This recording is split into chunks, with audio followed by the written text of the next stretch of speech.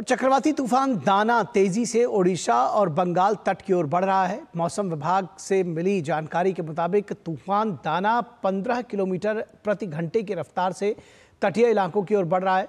फिलहाल ये तूफान पारादीप से 280 और धामरा से 310 किलोमीटर दूर है। इस तूफान का लैंडफॉल धामरा और भीतरकनिका के बीच होना है।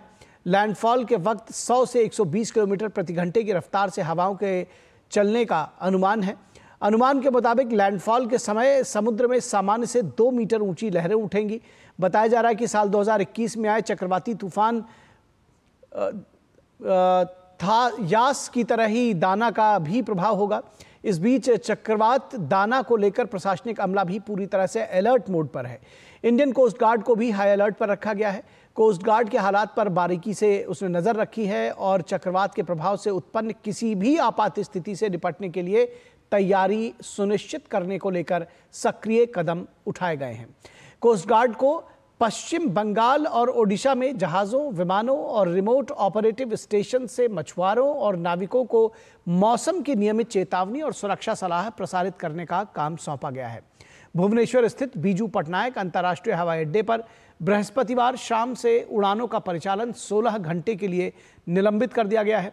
तूफान दाना के मद्देनजर पूर्वी रेलवे अपने सियालदा मंडल और बृहस्पतिवार रात 8 बजे से शुक्रवार सुबह 10 बजे तक 190 लोकल ट्रेन का परिचालन नहीं करेगा।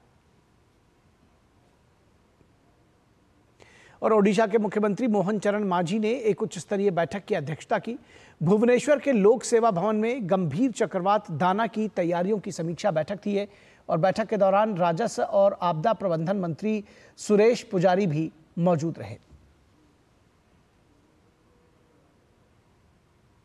और ओडिशा में चक्रवात तूफान दाना को लेकर सभी एजेंसियों के साथ साथ भारतीय तटरक्षक बल को भी अलर्ट पर रखा गया है। चक्रवात से निपटने के लिए किस तरह से तैयार है इंडियन कोस्ट गार्ड, हमारे सहयोगी उर्मिलेश भट्ट ने खास बातचीत की पारादीप में भारतीय तटरक्षक बल के डीआईजी संजय नेगी से। क्या कुछ कोस्ट गार्ड की तैयारियां हैं और किस तरीके से प्रशासन की तरफ से जो है कोस्ट गार्ड के लिए निर्देश मिले हैं? हमारे साथ खास बात करने के लिए है कोस्ट गार्ड के जो डीआईजी हैं वो हमारे साथ हैं, इन्हीं से खास बात करते हैं। सर, क्या कुछ निर्देश प्रशासन की तरफ से आपको मिले हैं? हमने मछुआरों को एडवांस में ही चेतावनी दे दी थी कि वे सेफ हार्बर में रिटर्न हो जाएं and as per the fisheries department all the Orissa registered fishing boats are in safe harbour. Also, we are in constant coordination and communication with the central and state authorities to deal with any kind of eventuality and to assist in rescue and relief operations as required. क्योंकि जब चक्रवाती तूफान जो है landfall हो जाएगा उसके बाद के लिए क्या कुछ तैयारियां कोस्ट गार्ड ने कर रखी है? उसके बाद जो भी इम्पैक्ट साइक्लोन का होगा उसके हिसाब से हमने अपने सारे जो रिलीफ मटेरियल एकत्रित कर रखा है. We have stocked up our ration, fuel and whatever as the situation develops, whatever is the requirement by the central and state authorities, we will assist them. प्रशासन की तरफ से अलर्ट पर रखा गया, किसी प्रकार का कोई निर्देश मिलता है इसके लिए आपने क्या क्या जो है सामग्री अपने पास रखी है, किस तरीके से आप मदद के लिए तैयार हुए? नहीं, हमारे पास ये रबराइज्ड क्राफ्ट्स हैं, इनके यहाँ पर पानी वगैरह भर जाता है, किसी को इवैक्यूएट करना हो उसके लिए.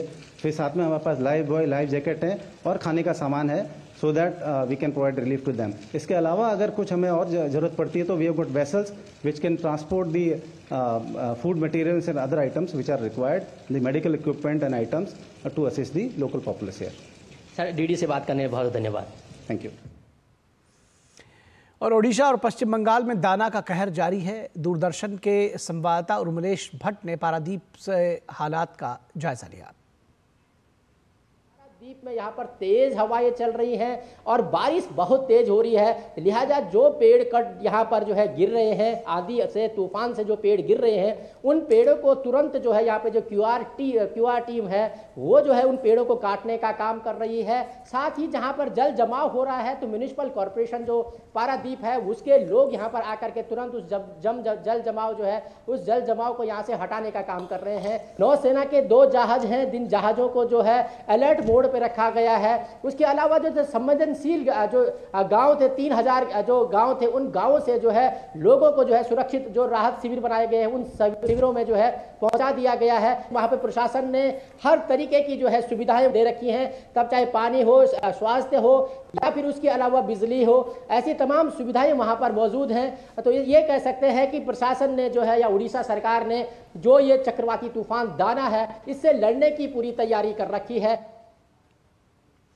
और यहां रुकेंगे एक छोटे से ब्रेक के लिए।